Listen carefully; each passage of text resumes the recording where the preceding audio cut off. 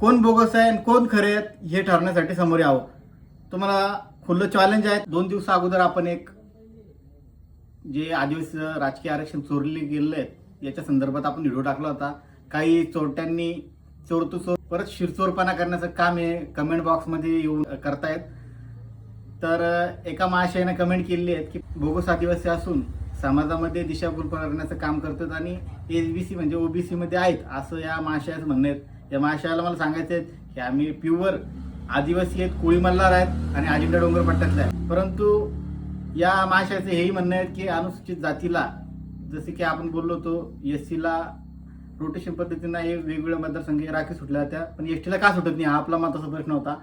तर या महाशयाचं म्हणणं आहे की एससी कास्टचे लोक जे आहेत ते प्रत्येक मतदारसंघामध्ये असल्यामुळं हा रोटेशन पद्धतीने मतदारसंघ सुटता, परंतु एसटीचे हे ठराविक काही तालुक्यामध्ये आणि काही जिल्ह्यामध्ये असल्यामुळे तेच म्हणजे मतदारसंघ राखीव असतात. तर या महाशयाला मला सांगायचं आहे की भाऊ जे मतदारसंघ राखीव आहेत त्या राखीव मतदारसंघाची संख्या, त्या जिल्ह्याची संख्या आणि त्याच संख्येवर आधारित 25 आमदार आणि 4 खासदार हे होत्या का, एवढी संख्या त्यांच्याकडे अवेलेबल आहेत का?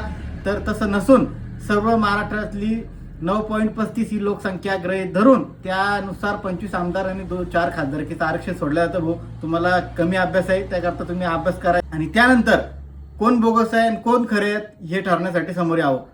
तुम्हाला खुलं चॅलेंज आहे. माझ्या पुढे तुमच्या राजकीय पुढाऱ्याला आणि नेते मंडळींना सुद्धा चॅलेंज आहे की तुम्ही आमने सामने यावं. दूध का दूध पाणी का पाणी होऊन जाईल. कोण बोगस आहे कोण ओरिजिनल आहे.